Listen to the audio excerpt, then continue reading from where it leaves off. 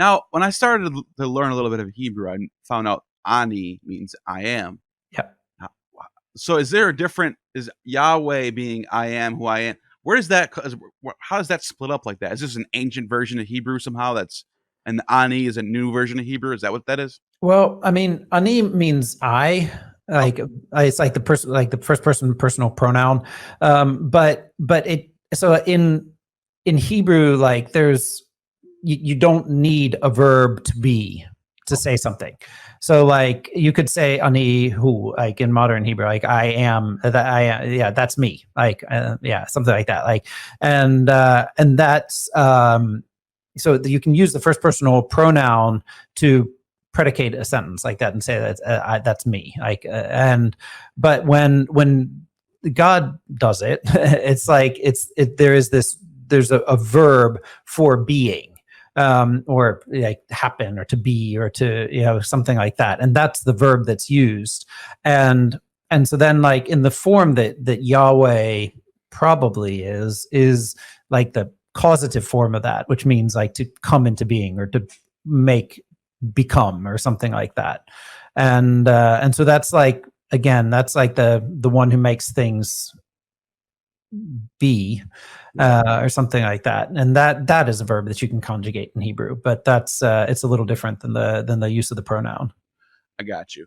Now, the last thing I want to ask you about, yeah, I'm so glad I remembered this, is that you got these 12 tribes, and Asher's one of them, Gad's one of them, and I've noticed, and I'm not like I'm not an expert on this, but from a little bit of research, that some of these names are deities of the Canaanite pantheon. Yep. Do you know much about this? Like, or can you tell us a little bit about this, or Asher, for example?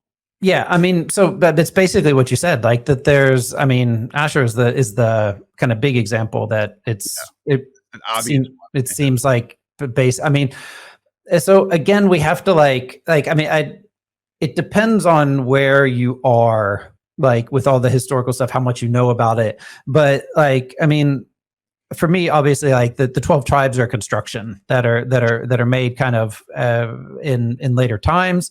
There probably were some tribal affiliations, things like that. But like this idea of 12 sons that then become the 12 tribes is like a retro version of stuff that's just done much later. And then it's legends that become myths that become something, and they go back to these individual people, right? And so I don't think they existed in that way. And so like that for me is like starting point number one. Like we have to kind of be there where like, then why did they get the names that they got? Exactly. And that is something I'm really interested in, is why names are given in the way they are, because like, one thing is deities, right? These etymologies and the kind of different ways deities get names.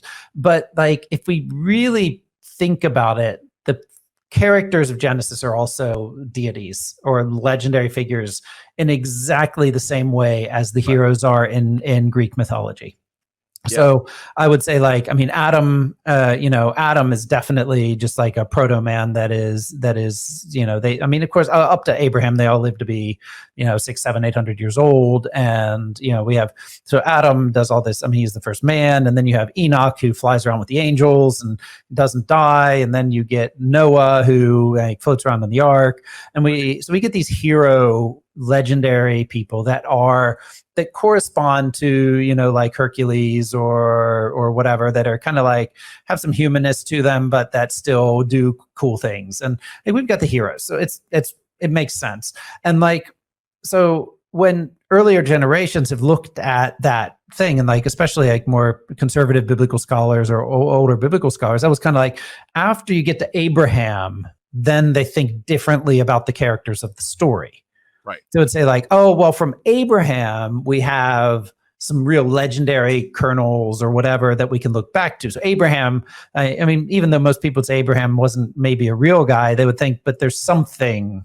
And that something has always been really hard to define, because people want there to be something, but they can't really put a finger on it. But I mean, his name is literally Big Daddy. Like, right. I mean, so like, I mean, I wonder if he represents a time period. Like, he might represent the age. Abraham represents the age when people came out of the city of Ur and started to populate the west. The west, yeah. Yeah, I mean, as a literary figure, sure, why not? Like, but he also like I think I think we have to be careful in imagining that ancient writers and readers thought that what they were doing was only figurative, Sure. because like I think there may very well have been an idea that there was a man Sure. that went, and that they just gave him a name. And Right. so like they thought somebody must have gone there from here or whatever. And they gave him a name, and they just happened to call him Father Big, of Nations. yeah, well, yeah, Big Daddy. The I mean, that's what his name means. I mean, Abram means large father, or, father of great extent or something. It's just It like, literally does mean that. yeah, it literally means that. So it's like, I mean, it's just the way it is. But so when Abraham, but the point is that like it makes sense when you're thinking, how did he become the father of so many? And then you're like, what are we going to call this guy? Well, let's call him Father of Many, or the Big Father, Big Daddy, whatever. And so we've got this Abraham, and then but the story about him, it makes so much sense if you are in captivity in Babylon, right? Because what does he do? He's in Babylonia, and among the polytheists or whatever, and he gets a message from God to leave behind his family, leave behind the nation he lives in, and he will get this land that is promised to him, and he will be able to settle there. And I mean, who wants to hear that? Like, obviously people that are stuck in captivity in Babylonia, that's the message that they want to hear. Right. So this story speaks so much better to those people, right, than to any other time.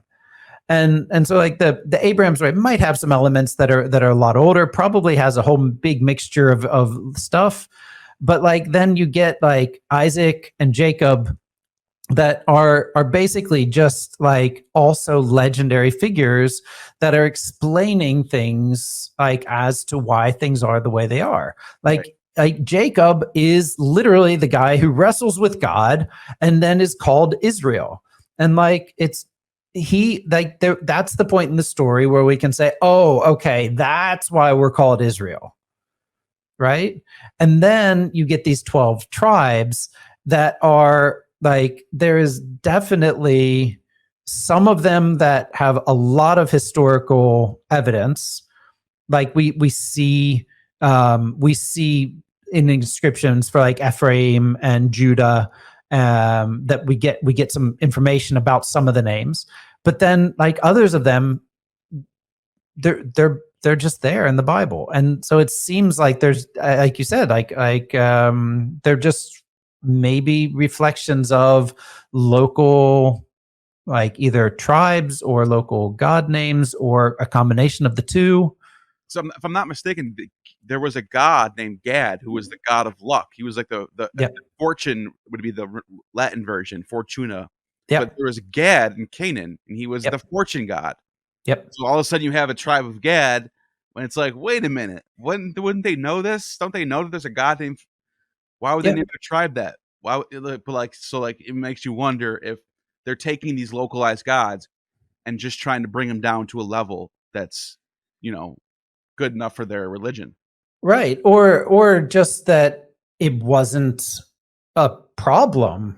Right. At the point that this story was at that stage in its development. Like that no one said, wait, there's a god name in here. Asher too, yeah. Asher and Gad. Like, what are we gonna do? We got to rid.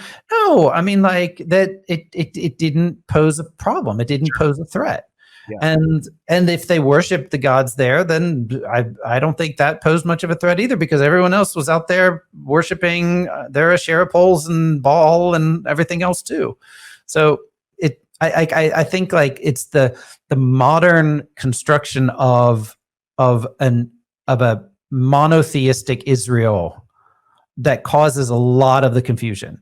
So like the idea that Israel was monotheistic all the time, that Abraham was the first monotheist, and that like after him, everybody was purely monotheistic or something like that. Like there's just like, there's no real evidence for that.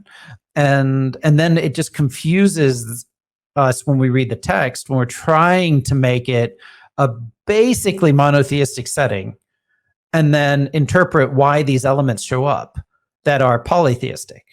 And so if we turn it around and say, oh, it's a polytheistic place, that's the world, then it makes it much easier. Yeah. The last thing this is I promise this is the last thing. Yeah, no worries. The word Levi for the Levites, because this seems like to be the chosen tribe, to be the priests, and they're the special ones. And is there anything going on with the name Levi that goes back to maybe the Sumerians or Akkadian or anything, or is this just a Hebrew thing?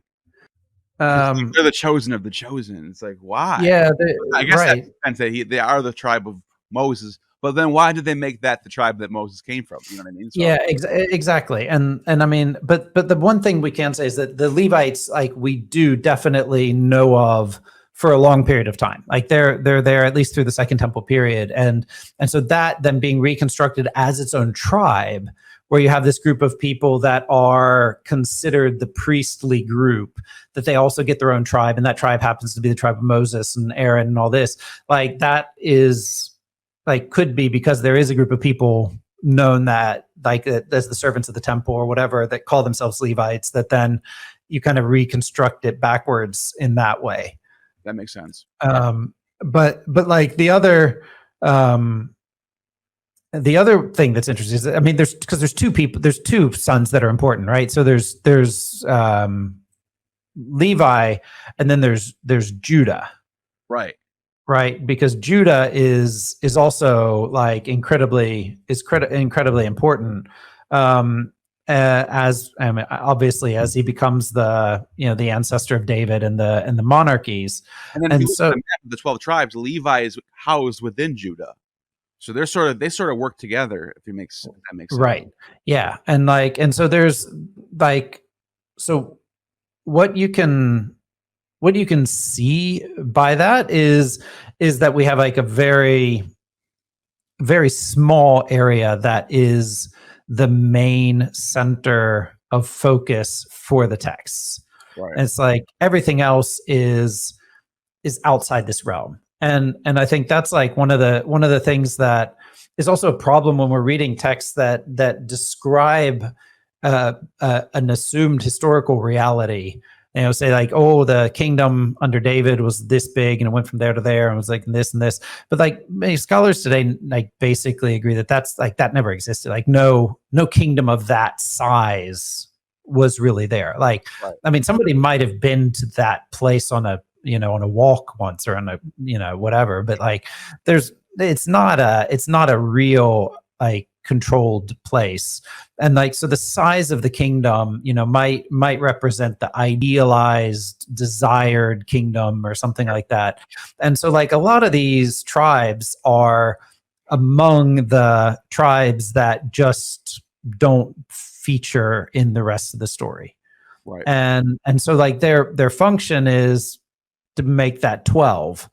Like they're there just to be a part of the 12, but they're not there to actually play a role. And then like, and we also see this weird thing where like sometimes all these other tribes are called Israel, sometimes they're called Ephraim, sometimes they're called Samaria.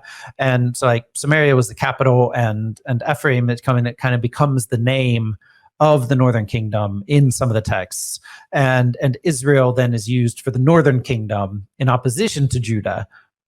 But then like later it seems like Israel sometimes gets used for the whole shebang, like for the everything. It's just such a confusing. It is really confusing. It's a good point. Yeah, it is. But it's fun to talk about, and this has been a great conversation. We're definitely going to do this again soon. Yeah, great. Do you have anything you want to promote for people? Any links you want to? I'll put it in the description.